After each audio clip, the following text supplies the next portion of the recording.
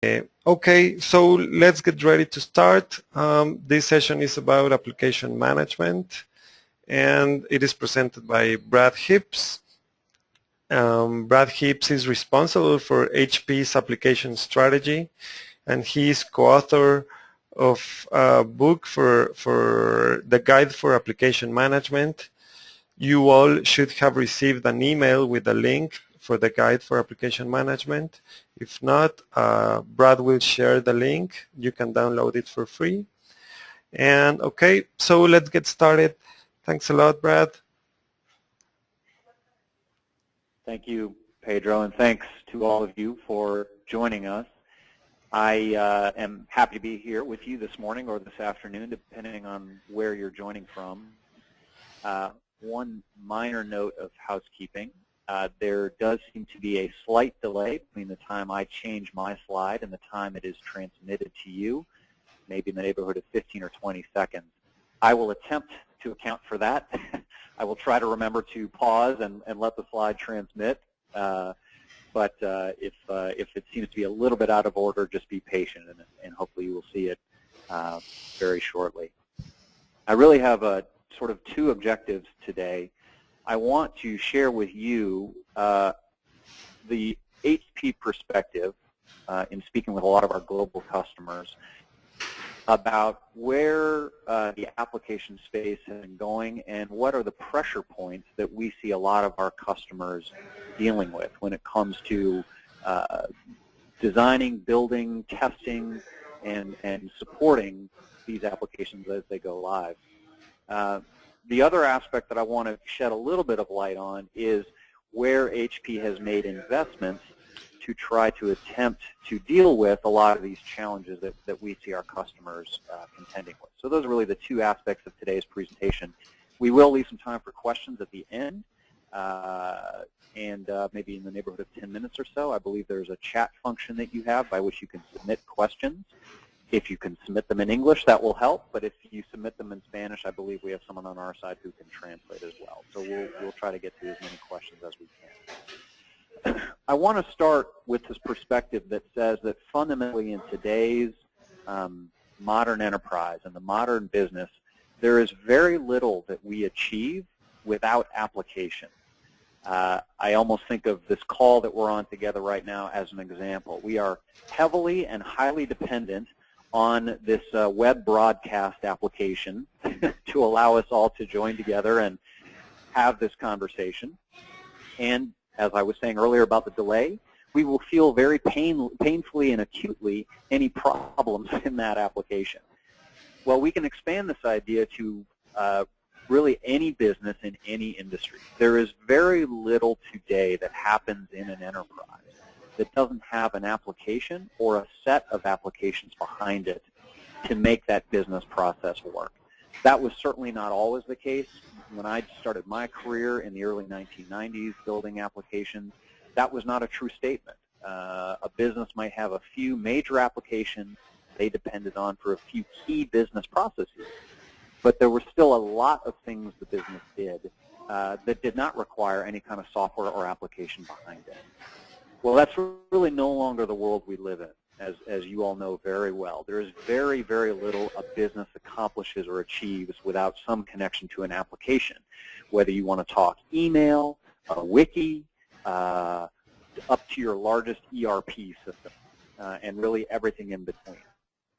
The upshot of that is this notion that business agility depends on application agility. And really what that means is it really doesn't matter how quickly the enterprise can come up with a new business idea.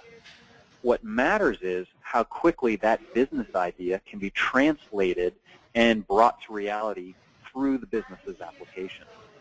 So if, as a business, I can generate an idea in 3 weeks to thwart some competitor or bring some new idea to market, but it takes me 8 months to make that new idea a reality in our ability to deliver it because of all the applications that either have to be changed or built to support it. Clearly, I'm not in a position to say that I have much in the way of business agility. And you might say that my agility is hampered by or restricted by my application organization. Now, all of us in the application organization know this as well as anybody. We've seen this. We understand how fundamental, how important our role is as application owners to what the business wants to achieve.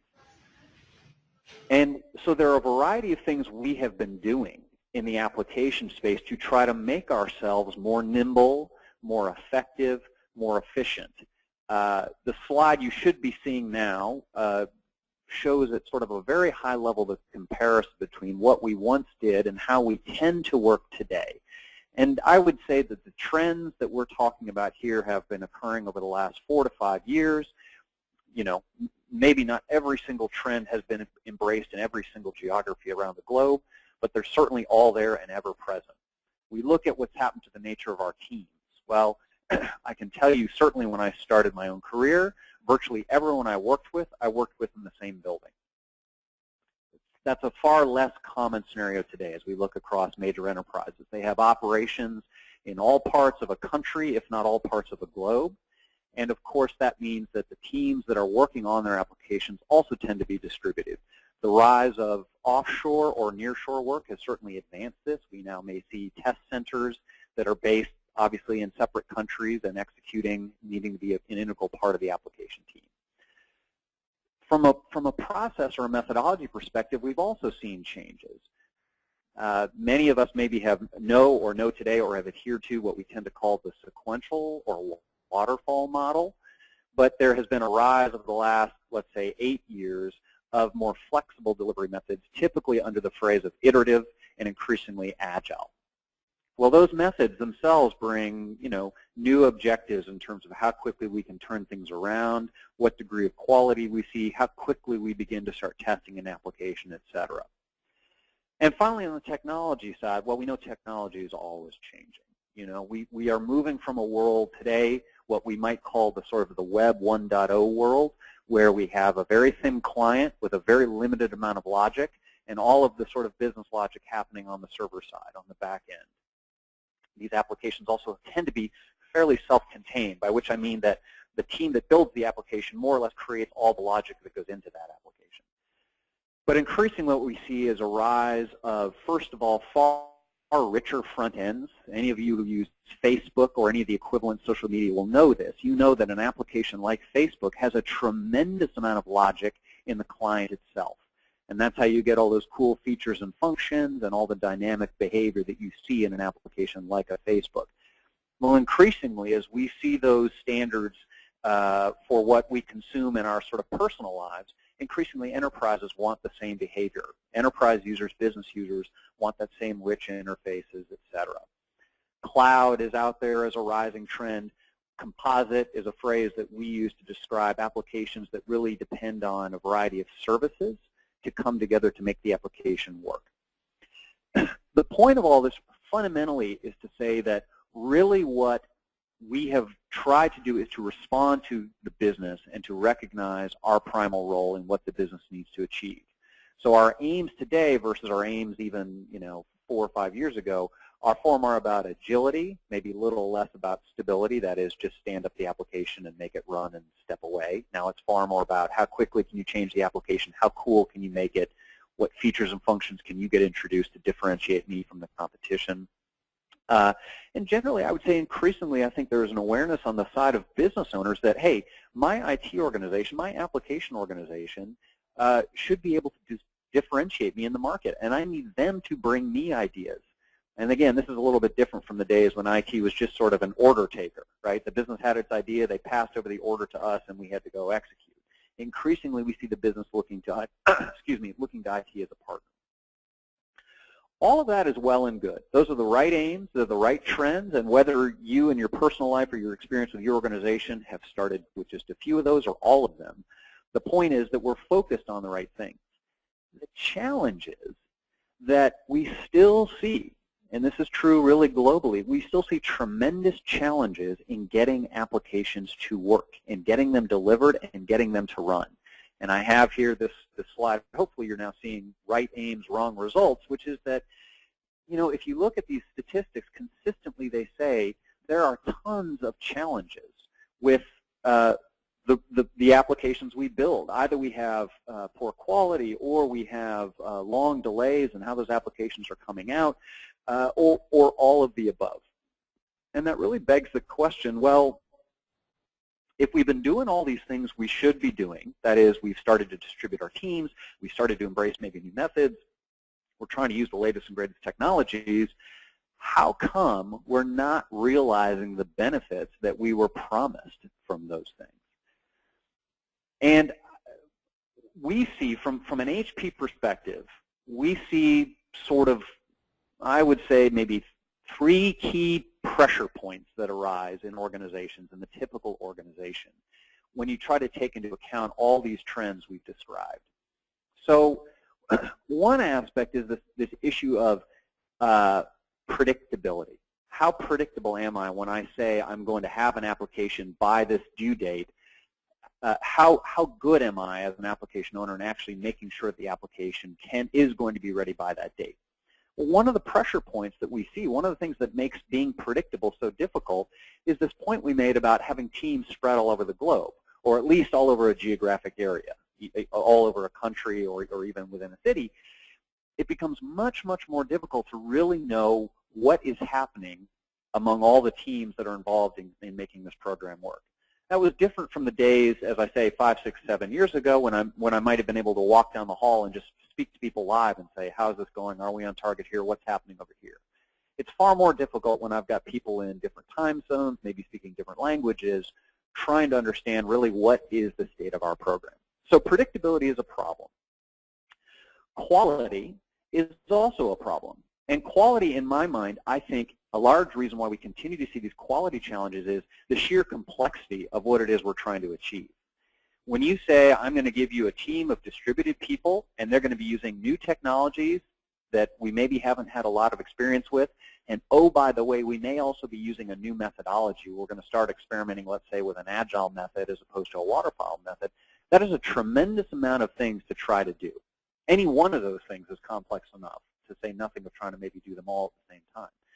And we do see this impinging application quality. We simply don't have the way to really get arms around managing all that new complexity and making sure that the application behaves the way it needs to behave. To give a specific example, if I'm starting to use, let's say, newer technologies for my application front ends, what we sometimes refer to as rich internet applications, RIA, or sometimes Web 2.0, that has a whole new consideration around how that application performs, how I test the performance of that application. Because I'm no longer worried strictly about load against the server. I'm now worried about the actual lag time in the behavior in the client logic, to pick one example. So we see here, this is a fairly large survey firm here in the U.S. They have found in their surveys that about 1/4 of application defects are found by customers, which is a pretty astounding number. I mean, think of any other industry where 1/4, 25% of the problems were found by the buyers. Imagine going to a restaurant where, you know, 1 out of every 4 plates had to be sent back to the kitchen because there was some problem. It probably would not be a restaurant we'd spend much time at, and yet it seems to be the norm in applications. The final piece is this aspect of change, and this goes to the heart of what I'd sort of started the conversation with, which is to say that applications are now total within the business. They're everywhere. There is little to nothing the business can do without needing applications changed or modified. And of course, that means that change is the new norm for us, because the business is obviously always tweaking and adjusting and introducing new initiatives and changing itself. And that, of course, all floods into the application organization. All these changes we now have to account for. There's a statistic we have from Gartner Research that says that in a significant-sized enterprise, they may see between 2,000 and 70,000 requests for change, that's RFC, requests for change per month. And that's to say nothing of the projects that those application teams may already be committed and focused on. This is all sort of change that's coming in on top of all that work. So these are, in our mind, the pressure, sort of new pressure points that are occurring against the delivery organizations. You know, those people who own capturing the requirements, building the applications, testing the applications, deploying the applications. Though that group that owns all that has these real new pressure points. They have limited predictability